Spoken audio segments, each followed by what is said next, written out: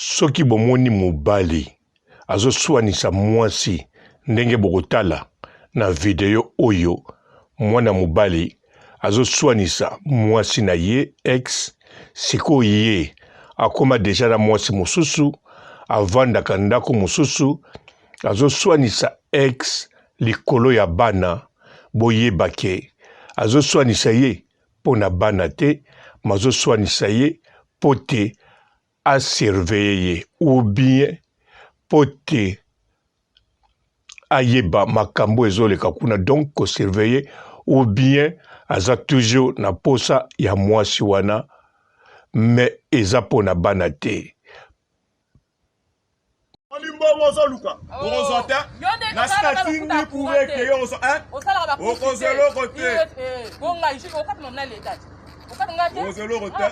Tu attends, tu as fait les enfants comme les escaliers pour la case, c'est ça. C'est ça. Vous les Africains, vous n'avez même pas honte. Même pas honte. Allez que musique, allez que là nous n'amaye, allez que pourquoi irresponsable? Vous êtes des irresponsables, vous dites. Parce que lui, son fils, il est placé. Vous venez vous menacer. Vous venez vous menacer. Vous pouvez pas personne. Moi, je prends les photos pour mes enfants. Personne t'a menacé. Personne. Il y a des témoins. Personne t'a menacé. Tu donnes rien. Tu es irresponsable. 2 ans, tu donnes rien. Même les poissons alimentaires, tu donnes pas. On était ensemble, tu payes même pas des factures. Même ni la crèche, ni la cantine, ni les factures, les dettes. Tu es irresponsable. Ne me suis pas. Moi, c'est déjà terminé depuis 2020. Tu sais quoi? Tu pensais que tu vas récupérer mes enfants pour donner à ton clochard. Là, lui, elle-même irresponsable. On a placé son fils. Il est dans la famille d'accueil. Tu vas prendre soin de mes enfants? Faites vos enfants, vous deux là. On va placer vos enfants. Vous êtes des irresponsables. Elle-même irresponsable. Son fils, il est placé. Pas les vidéos, mais même si moi je dis la vérité, vous venez me menacer pourquoi? Madame Kassala, il connaît tout. Pourquoi tu m'as menacé? Il y a des témoins. Il y a des vidéos. Il y a des caméras là-bas. On a tout vu. On a tout arrangement. La police te connaît déjà, tu vois tout. La police te connaît bien. Le photo il est là, tu t'as menacé. Personne t'a menacé. C'est pas comme ta copine elle a fait quoi? Pourquoi elle prend mes photos à mes enfants? Elle va prendre sa photo de son fils qui est placé. Elle va prendre les photos de son fils qui est placé aux familles d'accueil. Les irresponsables, vous êtes là. Ferme ta gueule, sans papier. T'es là, tu vis des secours populaires. Ouais, c'est toi la clocharde, sans papier. Moi j'ai ma maison, moi. Moi j'ai mon appartement. Moi je suis pas comme toi. Moi je prends les chiffres. T'es une faux cul. Tu vas aller dimanche à l'église prier quoi? Tu vas prier quoi? Tu vas prier quoi? Tu vas prier quoi? Moi c'est que Dieu m'a fait, il vous a confondu. Vas-y. Dieu il m'a. Bien sûr. Il m'a donné la victoire. Clochard. Bien sûr. Quelle victoire? Quelle victoire? Quelle victoire? T'as rien gagné. T'as rien gagné. T'as rien gagné. La partie elle est pas perdue. Vous allez voir les enfants au foyer. Non, tu vas pas. Il va pas les voir au foyer. Il va pas les voir au foyer. Il va pas les voir au foyer. T'inquiète même pas. Il va pas les. T'occupe pas de mon fils. Moi il est bien. Moi il est bien moi. Moi il est bien mon fils. Moi il est bien mon fils. C'est toi la clocharde. Va traîner dans le secours populaire tes associations là, sans papier, vas-y. Je suis mère responsable. Ouais, va. T'es venu en Europe pour être assisté. Hein? T'es venu en Europe pour être assisté. Tu mérites même pas d'être. Tu mérites même pas d'être en France. Tu mérites même pas d'être en France. Faux chérie, vilaine. C'est toi la vilaine. Tu donnes l'argent, il fait quoi chez toi? Tu plains là-bas partout quand il paye pas des parties. Irresponsable. C'est lui qui a travaillé pour payer. Ça c'est profiter. Il a dit pas. T'as vu? Il a changé. Il a changé le verso. C'est moi qui paye tes factures. Oui, c'est ça. Madame, elle appelle la police. Lui on attend qu'elle appelle la police. La police elle connaît déjà. Il appelle la police. Elle croit qu'il va intimider. Il appelle la police. T'as vu? On l'a menacé. On l'a menacé. On l'a menacé. Tu fais quoi là? Tu fais quoi là? Tu fais quoi là? J'ai le droit de voir mes enfants. Mais alors dans la rue comme ça? Je vais le voir. Dans la rue? Partout. Mais tu donnes une tu veux voir les enfants. Ah, mais t'as bloqué comment je t'ai donné? Je te bloque pas. Tu vas souffrir, tu vas rien prendre. Et là, c'est ton argent ça. C'est ton argent ça. Vivre comme ça dans les associations. Irresponsable. Je t'ai fait nourrir pendant 6 ans. Pendant 6 ans sans papier, j'ai fait nourrir pendant 6 ans. J'ai envoyé l'argent pour tes enfants au bled. Ça fait 6 ans ici, mais t'as les enfants de 21 ans. Tu mens. Au tribunal, tu vas voir tout ça là. Pourquoi tu me suis? Je te suis pas. Elle est folle, regarde. Elle est libre, elle aussi. Je la suis pas, on a droit. Madame, j'ai vu mes enfants, tu m'as suivi, tu m'as suivi. Tu n'as pas le droit de me suivre, ok? Irresponsable. Les mains de clochards, vous devez... Les clochards vont vivre comme ça. Les clochards, on a tout. Les clochards, on a tout. On a tous les clochards. On a tout. Tu vis derrière ta copine. Appelle la police. Appelle à votre temps, appelle la police. Appelle la police, on est là, appelle la police. Personne t'a su. Appelle la police, on est là. Appelle la police. Je m'en fous de toi. Mais comment s'il a peur de toi? Il fait peur, il fait plus. Non, t'as même pas honte. Mais là, tu dis qu'il maltraite les enfants. Il maltraite les enfants. Regarde comme elle ment.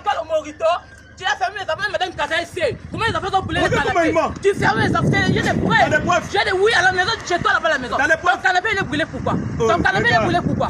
Madame Kazaïsé, tu vas souffrir, tu vas pas voir les papiers ici, tu vas souffrir. C'est pas bien. Tu souffres, tu vis toujours dans les associations. Arrêtez de me suivre. Personne te suit. Je préfère comme ça. Je suis tranquille, je dors en paix. Tu souffres, tu es là, tu vas comme tout le monde. Regarde comment je suis. T'es pas belle? Ta copine elle est comment? Elle va devenir comme moi. Tu crois que t'es belle? Je sais. Mais cherche un mec. Tu me donnes l'argent, toi. Cherche un mec sur tes voix, non? Je sais. Tu connais pas, j'ai 5 ans. J'ai 5 ans. Tu connais pas. Ah ouais? T'es pute, c'est ta vie, t'es pute. C'est ma vie. Mère de 5 enfants. Mère de 5 enfants. T'as un enfant. Mère de 5 enfants. J'ai tous les preuves. J'ai des tribunal. Mère de 5 enfants. T'as un enfant de 21 ans, 18 ans. T'as 5 enfants. T'inquiète pas, j'ai des numéros tout, j'ai des numéros, va l'appeler au tribunal. Tu vas souffrir. J'ai des preuves. Ici là. J'ai des preuves. T'as des preuves. Sorcier. Tu vas souffrir, t'inquiète pas. C'est toi qui souffres. Tu vois comment tu es défié, comme on t'a mis des styles dans le visage. Oh mais, où est ton problème? Tu vas souffrir. T'as 5 enfants. T'as 40 ans. Junior, laisse tomber. Junior. T'as 40 ans. T'as 40 ans. Tu as 26 ans ici. T'inquiète pas, maman. Moi, je t'ai ramassé. T'as 42 ans, toi. Je t'ai ramassé. J'ai tout vérifié. J'ai tout au dossier. J'ai fait Nico au tribunal. Toi là. Mais toi, tu ne connais pas, tu as des preuves. Aïe, fils de pute. C'est un fils de pute. Fils de pute. Clochard, alcoolique. Fils de pute. Irresponsable, clochard alcoolique. Fils de pute. Attends, appelle la police. Tu viens me suivre, je vais faire des espions. Clochard. Fils de pute. Fils de pute. Clochard. Moi, je suis bien, Je suis bien. Les fesses de nous, t'as là. Faux fesses. Tu pites, tu laves même pas là. Moi, je te connais, tu laves même pas. Impuissant, t'as fait des enfants. Pourquoi tu compares avec les enfants là? Hein? T'inquiète pas. T'as déjà 5 enfants, t'inquiète pas. Au tribunal, t'as 5 enfants. Mais tu vois que t'es malade. Impuissant, t'as fait 5 enfants. Heureusement, Moukandate. T'as la histoire Kangi, Osa Moukandate. Tokota, Osa Moukandate. Heureusement, Tobeta. Voilà, là qui ça reste.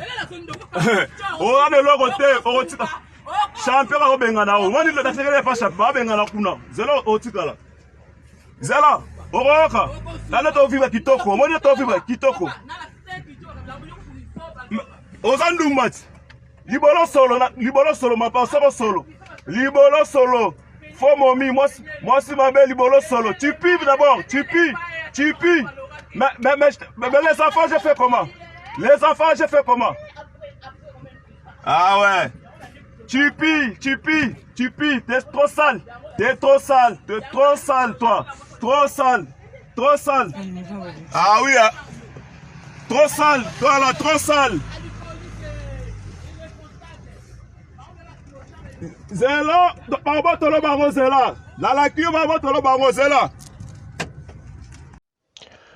Mbote ba papa ba mama bandeko. Mbote ba rando na ba randonnette. Mbote batoyo balingaka rando na ba oyo balingaka rando te.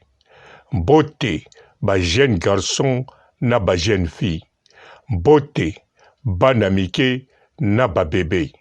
Mbote ba Sainte Anoirite, Sainte Thérèse, Sainte Ingrid Kabongo. Bandeko soki ndenge na lobi mwana mobali oyo botala malamu aza na mwasi oyo sazwi bavandaka ndako moko. Mwasi na ye akezwa bana na l'école ou bien na crèche. Mais ata mwasi azopimele bana, ata mwasi azolinga yakuta na bana te, mwana mobali akoki koya te na mwasi na ye baya koswanisa kokale mwasi na école po te baswanisa ye. Soka sali bongo ezali te po na bana. Na kanisa tozawa na poto bomonaka bana mibali ebele babota batika bana na Congo bakipaka kutu bayeba sante na bango te. Soki batuni mwana balobi mwana azobela atuni bokendeki pa nani oyo, eske kobela ngo ya solo? Donc bayebaka mingi te makambo ya bana na bango. Mais les mêmes mibali yango awa na poto tala ndenge azowela mwana. Papa soki aza elongo na kati ya ndako baza ya kokabwana eza différent. Tant que nous avons kilo atika bana na désordre, mais toujours batikaka.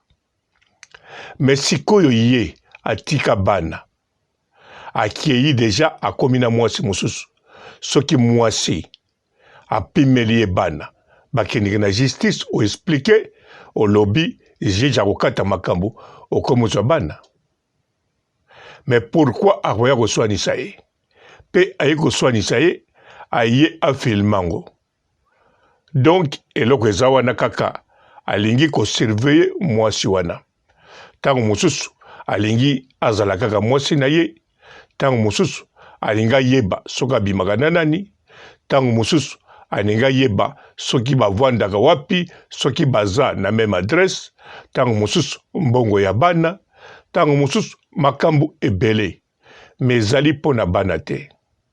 Po bandeko mosusu bokomona ngo eza logique, papa lingi azalaka na bana bakolaka pe na affection na ye. Non. Papa soki akabwani na mama to mama akabwani na papa po bana bazala na affection, donc ata bokabwanaki mabe, mais liboso bino mibale fo bozala na relation ya bien. Soki boza na relation ya bien, wana bana bakozala na affection ya papa te, mais bakozala na mwa ndambo ya affection ya papa. Po papa abanozala na bango te aza na mwasi na ye. Akomi na mwasi mosusu, donc akomi na famille mosusu, akomi mutu mosusu. Bana bakoyeba o papa na biso, bakozala na affection na ye, ndenge kaka bazalaka na noko. Bien sûr na Afrique, bat Afrique ba comprendre te. Bango kuna mwana bosalaka papa na ete. Mwana pa lakisaka papa zakaka papa, mama zakaka mama. Po ezali Afrique.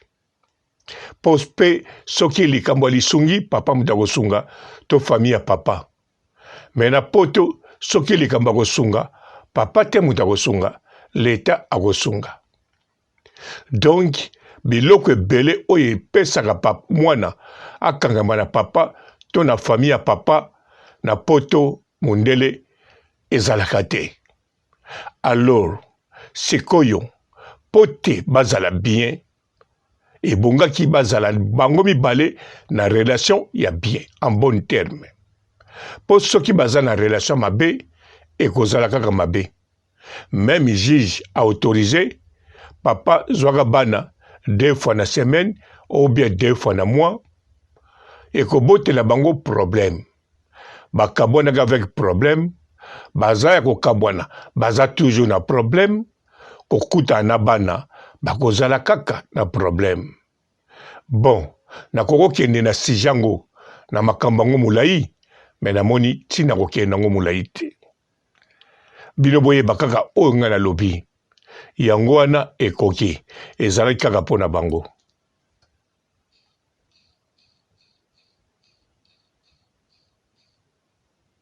Bonjour fidèles internautes de www.elengiakomba TV. Bonjour, bonsoir, balandi nyonso ya Elengi ya Komba, Congolaise TV. Belé, partout dans le monde, partout où vous êtes, partout où vous êtes, Elengi ya Combat TV, vraiment. Bonjour, bonsoir, on a abonné, fan nyonso ya Elengi ya Combat Congolais TV. Bonjour à mon boss, on a appelé ça vraiment un pandi. Bonjour à mon boss, JP Kiama. Je salue mon boss, Balobi, boss des boss, Babi, JP Kiama. Bonjour, la Elengi ya Combat Congolais TV, vraiment.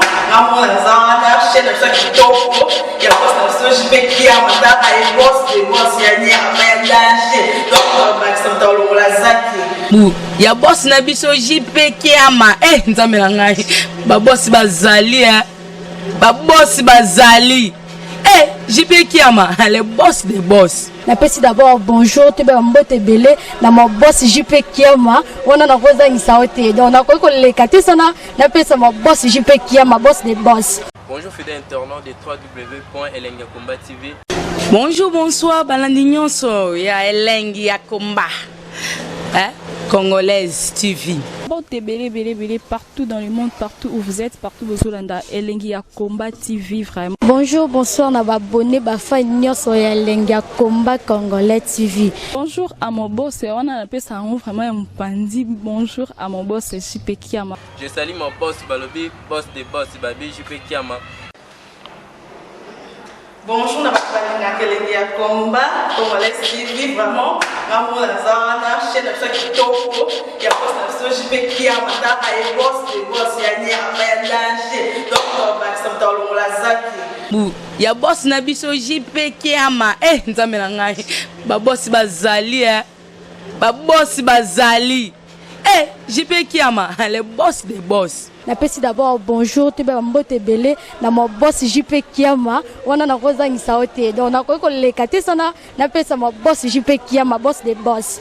Belé, partout dans le monde, partout où vous êtes, partout où vous êtes, Elengi ya Combat TV, vraiment. Bonjour, bonsoir, on a abonné, fan nyonso ya Elengi ya Combat Congolais TV. Bonjour à mon boss, on a appelé ça vraiment un pandi. Bonjour à mon boss, JP Kiama. Je salue mon boss, Balobi, boss des boss, Babi, JP Kiama.